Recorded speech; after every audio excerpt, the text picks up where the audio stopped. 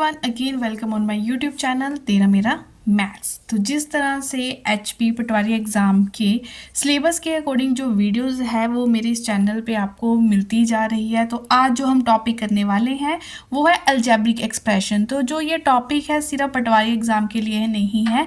जैसे आप JBT, TET या टीजीटी की तैयारी कर रहे हो तो वहाँ पे भी ये बेसिक कॉन्सेप्ट्स आपकी बहुत हेल्प करने वाले हैं। तो बड़े अच्छे से आज हम समझने वाले हैं कि अलजेब्रिक एक्सप्रेशन होते क्या है, किस तरह से हम इनके क्वेश्चंस को सॉल्व करेंगे।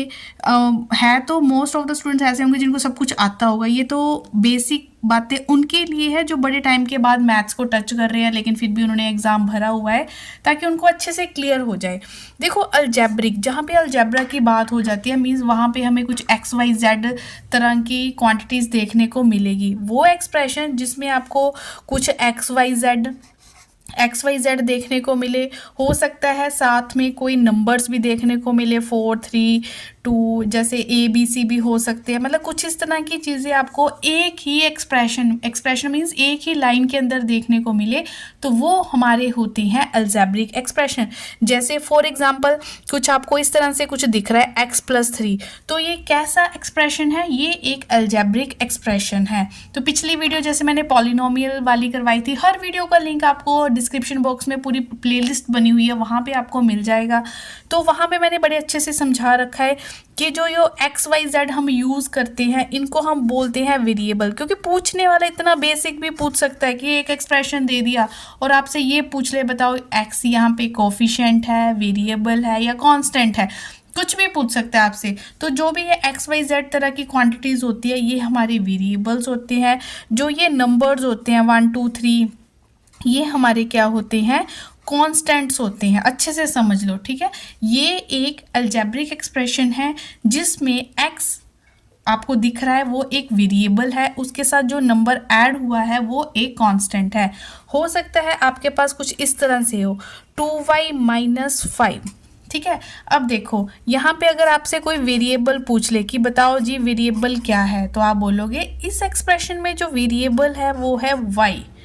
और अगर आपसे कोई कांस्टेंट पूछ ले, कांस्टेंट मीन्स वो नंबर जिसके साथ कोई भी वेरिएबल नहीं लगा हुआ, जो अकेला है, ऐसा नंबर जिसके साथ कोई वेरिएबल नहीं लगा हुआ, वो एक 5 है। तो 5 नहीं बोलोगे आप। देखो कंफ्यूजन करने वाला आपको इस तरह से ऑप्शन देगा 5 या -5, तो आपने विद साइन उठाना है कि कांस्टेंट यहाँ पे कितना है, -5। साइन को मैथ्स कर रहे हो ना, तो साइन का तो बहुत बारीकी है कि आपको ध्यान रखना ही होगा। तो जब भी कांस्टेंट बोलोगे तो क्या बोलोगे स्टूडेंट्स? विद साइन बोलोगे -5। और कांस्टेंट क्या होते हैं? जिसके साथ कोई वेरिएबल नहीं लगा होता वो हमारे होते हैं कांस्टेंट। अच्छा, अगर आपको यहाँ पे कोफिशिएंट ऑफ y पूछ लिया जाए, किसी वेरिएबल का कोफिशिएंट वो होता है जो उसके आगे कोई नंबर लगा हो, ठीक है। तो y का यहाँ पे कोफिशिएंट क्या है? 2 यहाँ पे कांस्टेंट नहीं है, 2 यहाँ पे कोफिशिएंट है, क्योंकि कोफिशिएंट वेरिएबल के आगे लगे होते हैं। तो 2 यहाँ पे कोफिशिएंट है। कांस्टेंट वो होगा जिसके साथ कोई वेरिएबल नहीं लगा होता। और वेरिएबल्स क्या होते हैं? जो आपको एक्स वाई जेड क्वांटिटीज़ किसी एक्सप्रेशन में देखने को मिलती है। तो अच्छे से नहीं समझ आया, वीडियो को फिर से बैक ले जाके एक एक टर्म को अच्छे से सुनो कि क्या बोला गया है, क्या वेरिएबल, क्या कांस्टेंट, क्या कोफिशिएंट, तभी चीज़ें आपको आगे अच्छे से समझ आएगी। स्टूडेंट, जितना मैंने अभी ऊपर बोला ना उसके रिगार्डिंग ये क्वेश्चन है। अगर आप इस क्वेश्चन को अच्छे से कर लेते हो तो हर टर्म इसमें क्लियर होगी। मैंने पूछा कि ये आपको एक एक्सप्रेशन दे दिया है, इस एक्सप्रेशन में टोटल जो टर्म्स है वो कितनी है? देखो, एक टर्म ये होगी, एक टर्म ये होगी, है ना। तो आप बोलोगे टोटल नंबर ऑफ टर्म्स इस एक्सप्रेशन में जो है वो 2 है। कौन कौन सी है? एक बन रही है 7xy और दूसरी क्या बन रही है? -5x। बार बार बोल रही हूँ, विद साइन करना है जो भी काम करना है, ठीक है। कोफिशिएंट ऑफ एक्स वाई का कोफिशिएंट पूछा गया है। जो एक्स वाई के आगे कोई नंबर लिखा है तो वो उसका कोफिशिएंट है, तो 7 आ गया। उसी तरह से पूछा गया है कोफिशिएंट इन टर्म -5x। इस -5x में जो कोफिशिएंट है वो क्या है? देखो क्या है इसमें, कोफिशिएंट क्या होगा? जो वेरिएबल के आगे होगा। तो वेरिएबल के आगे क्या है? 5 या -5? ध्यान रखना है -5। और इस एक्सप्रेशन में कांस्टेंट क्या है? कोई आपको ऐसा नंबर दिख रहा है जिसके साथ कोई वेरिएबल ना लगा हो, अगर 7 है उसके साथ भी वेरिएबल है, -5 है तो उसके साथ भी वेरिएबल है, तो यहाँ पे नील, कोई भी नन, ठीक है, कि कोई भी यहाँ पे इस एक्सप्रेशन में कांस्टेंट नहीं है। तो बहुत से क्वेश्चन, बार बार बोल रही हूँ, प्रैक्टिस कहाँ से करनी है, एनसीईआरटी की बुक्स उठाओ, पूरी एक्सरसाइज सॉल्व करो, हर चीज़ आपको अच्छे से क्लियर हो जाएगी। बेसिक मैं आपको बता ही रही हूँ, मेरे जैसे कितने ही चैनल है जो आपको हेल्प कर रही है बेसिक सीखने में। तो प्रैक्टिस के लिए क्वेश्चन आपको खुद उठाने पड़ेंगे, एफर्ट्स खुद करने पड़ेंगे उसके लिए, है ना। तो कोई भी क्वेरी हो तो बता सकते हो। अच्छा लगा हो तो hit the like button, first time visit कर रहे हो और आपके मतलब का कंटेंट लग रहा है तो सब्सक्राइब कर ले, और नोटिफिकेशन के लिए बेल आइकन को प्रेस करना ना भूलें। तो स्टूडेंट जस्ट नेक्स्ट है वो, जस्ट आपकी नॉलेज के लिए मैं आपको बता रही हूँ कि लाइक टर्म्स क्या होती है और अनलाइक टर्म्स क्या होती है। तो लाइक टर्म्स नाम से जो एक जैसी होगी है ना, देखने में एक दूसरे को पसंद कर रही है, मतलब एक जैसी है, उनकी नेचर एक जैसी है।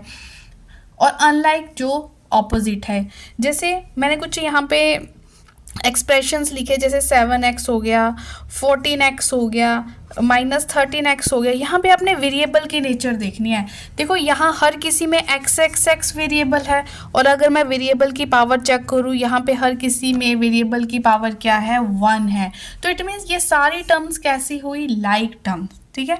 लाइक टर्म्स वो टर्म्स होती है जिन आपने वेरिएबल को देखना है, ये नहीं बोलना यहाँ पे 7 लिखा, यहाँ पे 14 लिखा, ये लाइक कैसे होगी। हमने वेरिएबल की नेचर को यहाँ पे चेक करना है कि वहाँ पे सेम वेरिएबल है, उनकी जो पावर है वहीं से आपको क्लियर हो जाएगा, है ना।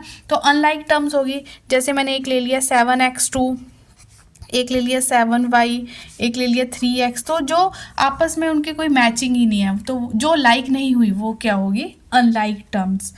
तो और अलजेब्रिक एक्सप्रेशन में से आपको क्या क्या क्वेश्चन आ सकते हैं, जैसे आपसे एडिशन पूछ सकते हैं, सब्ट्रैक्शन पूछ सकते हैं, प्रोडक्ट पूछ सकते हैं, फैक्टर्स निकालने आएंगे आपको, है ना।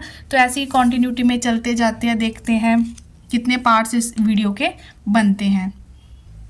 तो स्टूडेंट नेक्स्ट मैं आपको ऐड करना सिखा रही हूँ, क्योंकि लाइक और अनलाइक सिखाने का एक पर्पज़ था कि ये टर्म्स आपको क्यों पता होनी चाहिए, क्योंकि वो एडिशन और सब्ट्रैक्शन में आपको हेल्प करेगी। तो ऐड कैसे करते हैं, जैसे ये आपको 2 दे दिए कि इसको और इसको आपको क्या करना है, अच्छे से ऐड करना है। तो आप इनको कैसे ऐड करोगे, सबसे पहले वाला लिख लो, 7x² -4x +5। जब भी हम ऐड या सब्ट्रैक्ट करते हैं तो लाइक वाला लाइक के साथ ऐड होगा, ठीक है। लाइक ही होंगे जिसका आपस में कोई लिंक नहीं है। जैसे अगर मैं आप बोलो कि इसको x + x² कर दो, तो ये आपस में प्लस नहीं होंगे, इसका फाइनल ये x + x² ही रहेगा, क्योंकि एक की पावर 1 है, एक की पावर 2 है। अगर आप बोलो कि x + x कर दो, हाँ जी, इसके आगे भी 1 है, इसके आगे भी 1 है, और दोनों x की पावर 1 है, ये आपस में प्लस हो सकते हैं।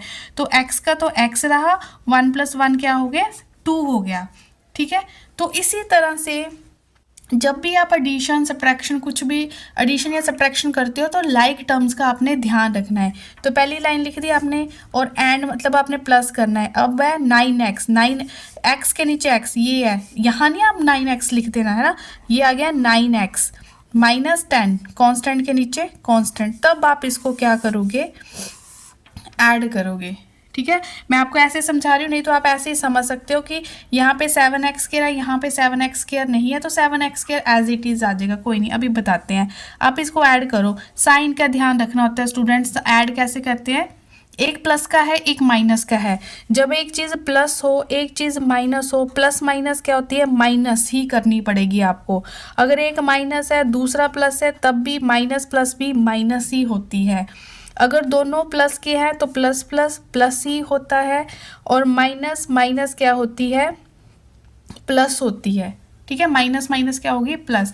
लेकिन हमेशा साइन कौन सा लगेगा, साइन जो बड़े डिजिट के साथ होगा वही लगेगा।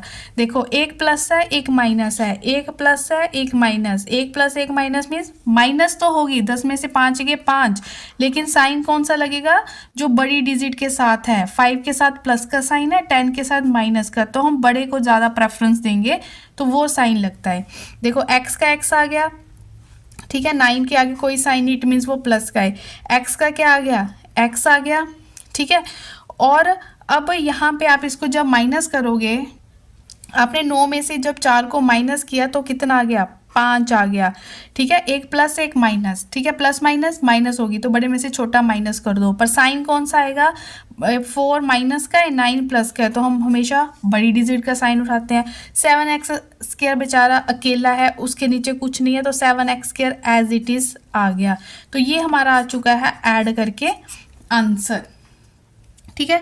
जब आप अच्छे से प्रैक्टिस कर लोगे, है ना, आपको समझ आ जाएगा, बिल्कुल ही देख के आप एक लाइन में आंसर दे सकते हो।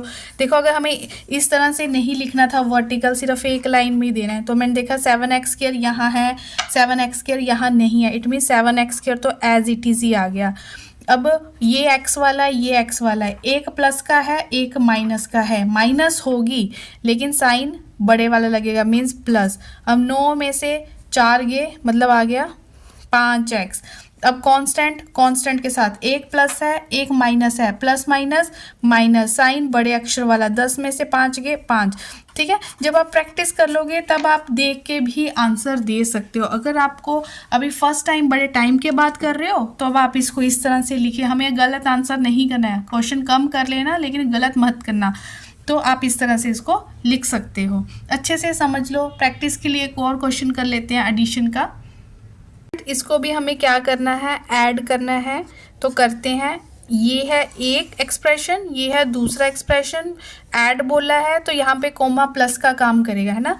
तो फर्स्ट एक्सप्रेशन को लिख लो पहले, 7xy plus 5yz minus 3zx।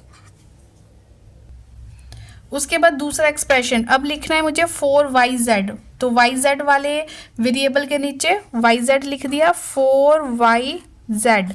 अगला है 9zx, प्लस का है तो zx के नीचे 9zx लिख दिया। अगला है -4y, तो 4y अकेला नहीं था, किसी के साथ उसकी मैचिंग नहीं है तो उसको अलग से ही लिखना है ना, तो उसको मत ऐसे लिखना। अब हमने इसको ऐड कर देना है। देखो -4y के साथ का कोई नहीं है तो वो बेचारा जैसा है उसको वैसा ही उतार दो। अब zx को तो एज इट इज़ उतार दो। एक प्लस है, एक माइनस, प्लस माइनस माइनस पर साइन 9 का लगेगा, बड़ी डिजिट का लगेगा, तो 9 - 3 6 आ गया यहाँ पे। 4z को 4z उतार दो, जिसके आगे कोई साइन नहीं होता वो पॉजिटिव ही होता है, तो दोनों ही प्लस के हैं तो प्लस का ही 9 आ गया। अब xy बेचारा यहाँ पे अकेला है तो उसको भी एज इट इज़ उतार दो, तो ये हमारा आंसर आ चुका है 7xy plus 9yz plus 6zx minus 4y। I hope अच्छे से क्लियर हो गया होगा। नोट्स बनाते जाओ, जो भी पढ़ रहे हो मैथ्स के लिए नोट्स बनाने तो है ना आपके लिए बहुत ज़रूरी है, अगर आप सीरियसली किसी भी कॉम्पिटिटिव एग्ज़ाम की क्या कर रहे हो, तैयारी कर रहे हो।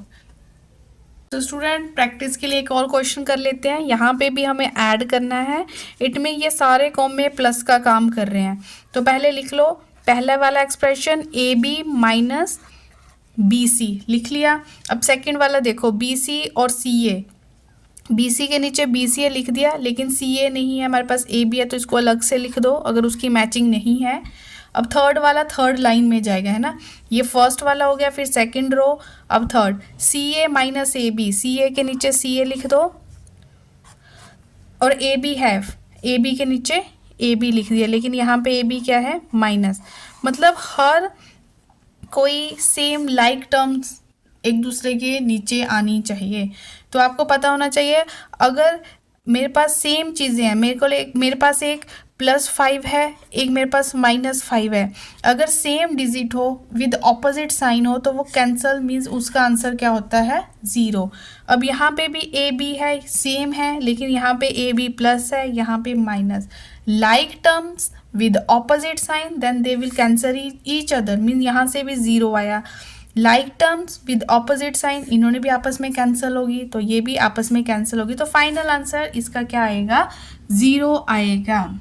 तो आई होप बिल्कुल अच्छे से कोशिश किया कि आपको ये सारा जितना भी इस वीडियो में हमने कंटेंट पढ़ा वो आपको अच्छे से समझ आ गया होगा। समझ आ गया है तो हिट द लाइक बटन, नहीं हो तो सब्सक्राइब कर लेना। कोई भी क्वेरी हो तो कमेंट सेक्शन में आप मुझे बता सकते हो। तो नेक्स्ट वीडियो में हम करने वाले हैं सब्ट्रैक्शन वाले क्वेश्चन, हो सके साथ ही हम प्रोडक्ट भी या फैक्टर्स बनाने भी स्टार्ट कर देंगे। तो मिलते हैं नेक्स्ट वीडियो में, टिल देन टेक केयर।